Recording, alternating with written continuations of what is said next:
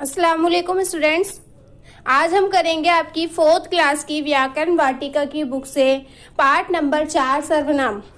इससे पहले मैंने आपको 3 पार्ट करा दिए हैं और मैं उम्मीद करती हूँ कि आपने उसका काम भी कर लिया होगा। पार्ट नंबर 4 है सर्वनाम। सर्वनाम किसे कहते हैं? वो शब्द जो संज्ञा के स्थान पर इस्तेमाल किया जाता है, प्रयोग किया जाता है, उसे सर्वनाम कहते हैं। संज्ञा क्या होती है? नाम। जब हम कोई खास नाम बोलते हैं तो वो तो होता है संज्ञा, और उसकी जगह हम ये, वे, हम, तुम, आप ऐसे कह करके बुलाएं तो वो क्या होता है? सर्वनाम। तनु, दादी माँ आप बगीचे में क्या कर रही हैं? दादी माँ, बेटा मैं नीम और आम के पौधे लगा रही हूँ। तनु, अरे वाह दादी, आम तो मुझे बहुत पसंद है, लेकिन नीम क्यों? वे तो बहुत कड़वा होता है। दादी माँ, तनु नीम हमें शीतल छाया देता है और इससे अनेक प्रकार की दवाइयाँ भी बनाई जाती हैं। ये तुम्हें शुद्ध हवा भी देगा। तनु, फिर तो मैं मीठे मीठे आम खाकर नीम की ठंडी ठंडी छाया में खूब खेलूंगा। चलिए आपकी कुछ मदद कर देता हूँ। आपने दादी और तनु की बातचीत सुनी, बातचीत को पढ़ा। इसमें छपे रंगीन शब्दों पर ध्यान दीजिए। मैं, आप, आपकी, ये किसके लिए आया है? दादी के लिए। मुझे, तुम्हें, मैं, ये किसके लिए? तनु के लिए। वह, इससे, यह, ये किसके लिए आया? नीम के लिए। हमें, सब लोगों के लिए। कुछ, किसी के लिए। और क्या? प्रश्न पूछने के लिए। संज्ञा के स्थान पर जिन शब्दों का प्रयोग किया जाता है उन्हें सर्वनाम कहते हैं। ये सर्वनाम की परिभाषा है। सर्वनाम शब्दों के प्रयोग से बार बार एक ही संज्ञा की आवश्यकता नहीं होती। इनसे भाव और अर्थ भी स्पष्ट हो जाता है और भाषा में प्रभावी बना रहता है। सुनने, बोलने और लिखने में भी ये अच्छे लगते हैं। क्या होता है?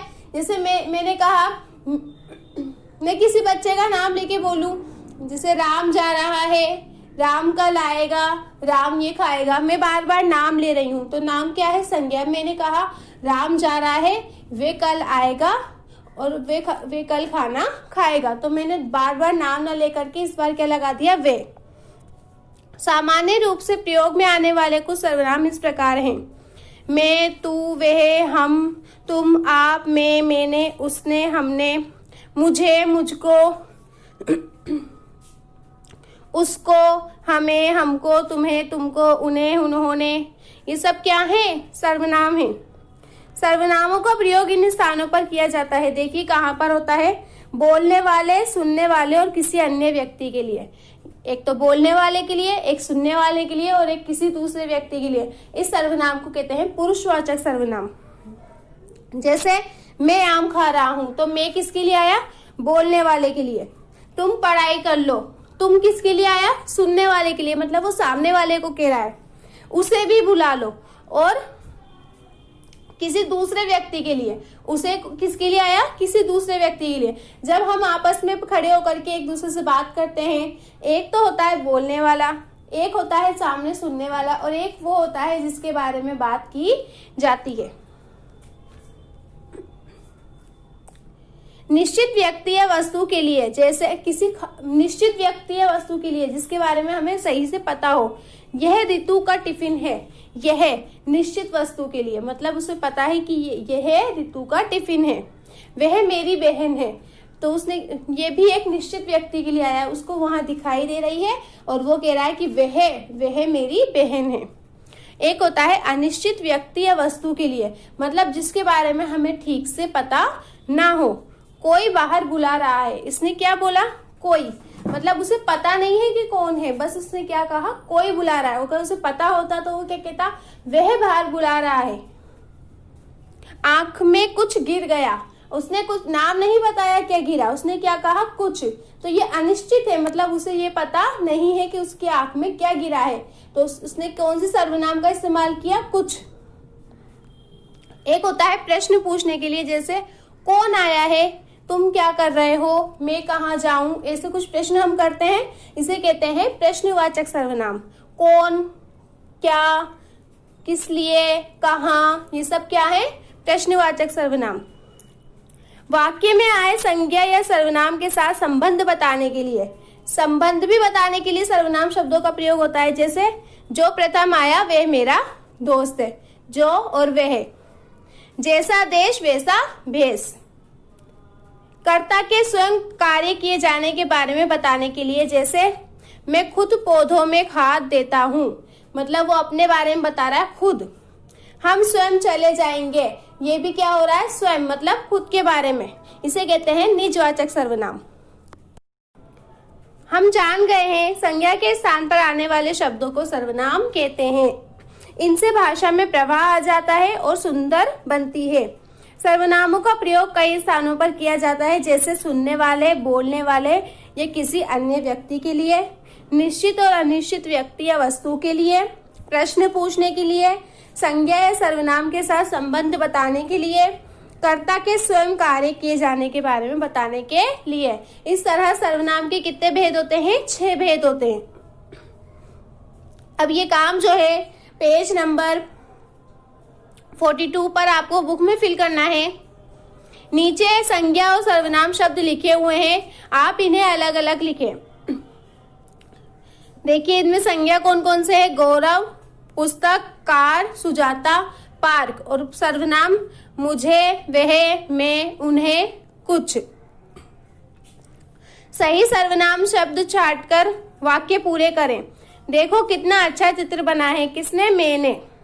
विभा लाई है, प्रश्न पूछ रहा है तो क्या आएगा? क्या।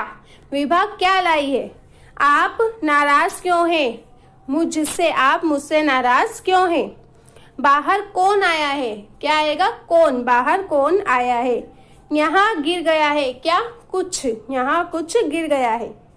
निम्नलिखित वाक्यों में आए सर्वनाम शब्द किसके लिए प्रयोग किए गए हैं?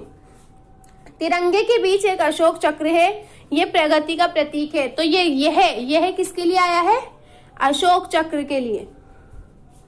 अशोक स्तंभ भारत का राष्ट्रीय चिन्ह है, इस पर 4 सिंह पीठ से पीठ जोड़े बैठे हैं। इस किसके लिए आया है? अशोक स्तंभ के लिए। नानी ने कहा गौरव शोर करोगे तो मैं कहानी नहीं सुनाऊंगी। मैं किसके लिए आया है? नानी के लिए। नदी के पास एक व्यक्ति रहता था, वह ईमानदार था, तो वह किसके लिए आया? व्यक्ति के लिए। इस अनुच्छेद में रंगीन छपे संज्ञा शब्दों के स्थान पर सर्वनाम का प्रयोग कर दोबारा लिखें। अब ये मैंने सही करके लिखे हैं। देखिए रंगीन शब्दों में बार बार रमेश और प्रज्ञा का नाम बार बार आ रहा है। रमेश और प्रज्ञा भाई बहन थे। रमेश और प्रज्ञा प्यार से मिलजुल कर रहते थे। रमेश और प्रज्ञा के माता पिता रमेश और प्रज्ञा को बहुत प्यार करते थे। एक दिन रमेश और प्रज्ञा के दादाजी ने कहा रमेश और प्रज्ञा को सुबह व्यायाम करना चाहिए, इससे रमेश और प्रज्ञा स्वस्थ रहेंगे। इसमें ये बार बार आ रहा है। अब नीचे देखिए, रमेश और प्रज्ञा भाई बहन थे, वे प्यार से मिलजुल कर रहते थे। उनके माता पिता उनको बहुत प्यार करते थे। एक दिन उनके दादाजी ने कहा तुम दोनों को सुबह व्यायाम करना चाहिए, इससे तुम स्वस्थ रहोगे। ये नीचे वाला सही हमने कर दिया है सर्वनाम की मदद से। खाली जगह में सही सर्वनाम लिखकर अनुच्छेद पूरा करो। एक बार सूरज ने सोचा क्यों ना आज मैं भी छुट्टी मनाऊं। यह सोचकर वह आकाश से अचानक गायब हो गया। उसके छिपते ही धरती पर अंधेरा छा गया। लोग, पेड़ पौधे, जीव जंतु सब परेशान हो गए। फिर उसने सोचा आज का दिन मेरे ही नाम पर रविवार है। ये लोग मुझे इतना सम्मान देते हैं तो मुझे भी इनका ध्यान रखना है। मैं इन्हें परेशान नहीं करूंगा। ये सोचते ही सूरज दोबारा चमकने लगा। सब खुश हो गए। सर्वनाम शब्दों का प्रयोग करते हुए कॉपी और पेंसिल के बीच एक काल्पनिक बातचीत लिखें। कॉपी, देखिए कॉपी और पेंसिल के बीच बातें हो रही हैं। जब मुझ पर कुछ लिखते हो तो मुझे अच्छा लगता है। पेंसिल, मैं अपने मन से कहाँ कुछ लिखता हूँ। मोनू मुझे पकड़कर लिखता रहता है। कॉपी, हाँ उसे पढ़ने में हमारी मदद की ही जरूरत पड़ती है। पेंसिल, लेकिन मुझे ये रोज रोज घिसना अच्छा नहीं लगता। कॉपी, तो तुम खाली बैठे बैठे भी तो ऊब जाओगे। पेंसिल, हाँ यह भी सही है। अब ये काम जो है आपको कॉपी में करना है। प्रश्न नंबर 1, सर्वनाम की परिभाषा लिखिए। उत्तर, संज्ञा के स्थान पर जिन शब्दों का प्रयोग किया जाता है उन्हें सर्वनाम कहते हैं। प्रश्न नंबर 2, सर्वनाम के भेद बताइए। उत्तर, सर्वनाम के 6 भेद होते हैं। पुरुषवाचक सर्वनाम, निश्चितवाचक सर्वनाम, अनिश्चितवाचक सर्वनाम, प्रश्नवाचक सर्वनाम, संबंधवाचक सर्वनाम, निजवाचक सर्वनाम। सही सर्वनाम छांटकर वाक्य पूरे कीजिए। ठीक है, ये काम आपको कॉपी में करना है और ये सारा काम आपको बुक में फिल करना है। अल्लाह हाफिज।